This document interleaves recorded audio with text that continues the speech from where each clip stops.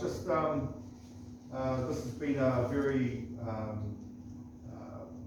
life-changing period of time for a lot of us, and it's brought us to the brink of ourselves in a lot of ways. It's, we've had a lot of fear plunged upon us, and it's an unsettling period of time we've been through. And I'm sure that I'm speaking to the choir, so to speak, when I say that you would realise that just because the mandates were supposedly over or withdrawn, actually some places and some jobs are still mandated, and it is only as our evil, but Prime Minister Jacinda Ardern has stated, keep that app in your back pocket because you never know when you might need to pull it out. So we know that it is like a light switch, and it might be a temporary turn off, but it's here at any time to turn back on.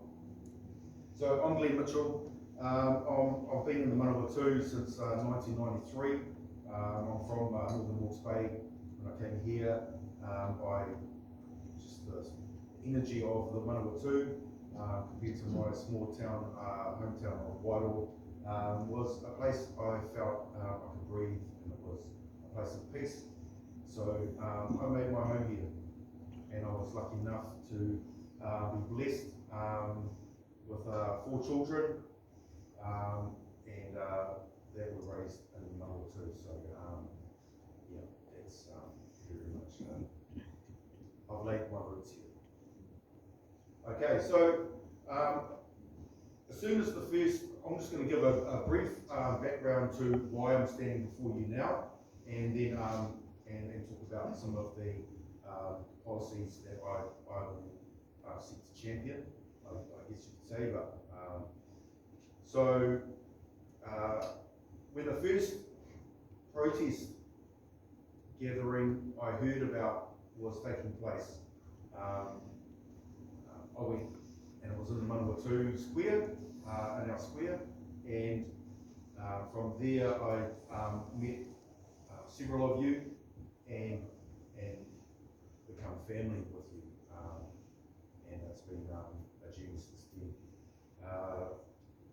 It became very apparent, especially when we had some very large numbers at times, that our local government was deaf.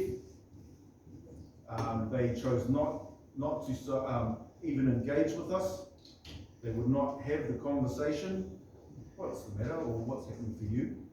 There was a severe lack of compassion and zero interest to actually investigate why the people are upset, that they would be motivated enough to grab placards and signs and go and stand in the square on a lovely Saturday morning and then march around it, calling for the end of the tyranny that had been bestowed upon us. And it was in that moment, I was standing up and I was speaking about what was happening for us, that I became very frustrated and angry about local government. And I'm not going to keep looking at you because you're one of them. But you might be one of the good guys because you're here. Different council. Yeah, I know. So I just began to attend Saturdays. It became our, it was a fellowship. We began a fellowship together, came into a journey together, and there were tears, there were joy, there was all the emotions you can imagine as we went through the different phases that our government seemed hell-bent on forcing down our throats. We saw the erosion of our Bill of Rights and human rights cease to matter. It was breached by our government, illegally breached by our government, something that they have still not been taken properly to task with, and something that I would like to see addressed, as I'm sure you would like to see addressed. So I went down to Parliament with a convoy, because preceding that I'd been following internationally a lot of things that were happening around the place, and I saw things like the Canadian Truckers Convoy taking place, and of course any of you that were actually following some of the international news would have seen the similarities, the lockstep similarities between Justin Trudeau, Jacinda Ardern, Scott Morrison, and that poor excuse for a human being, may he be cleansed, Dan Andrews. Okay, we saw how they were rolling, and it was in lockstep.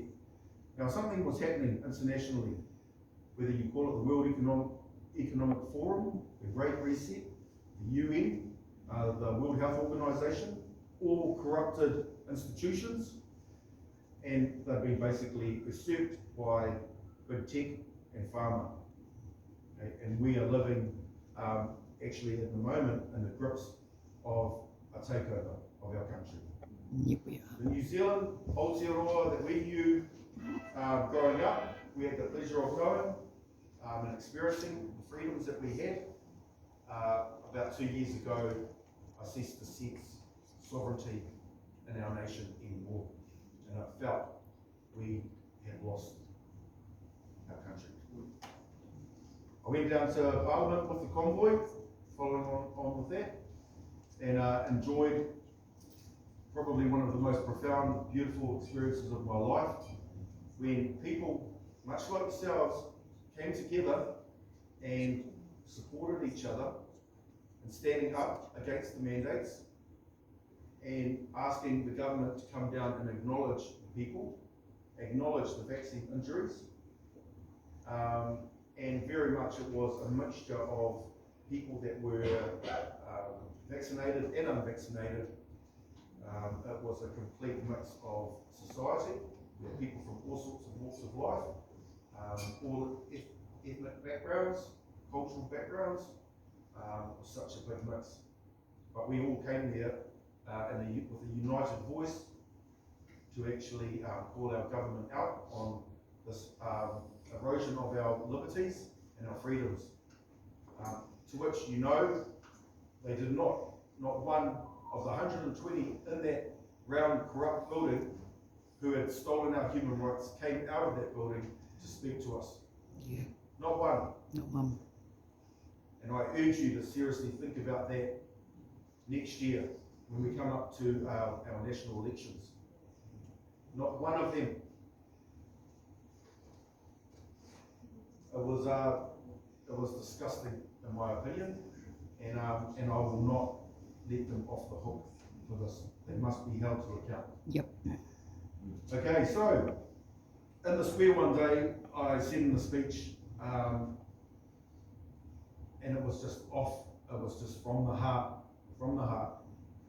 And I said, if that council cannot come down here and actually speak with the people, come and see what's up with us while we're upset. If not one of them can do that, then one of us needs to go in there. Some of us need to go in there. We need to go in there. And just off the cuff,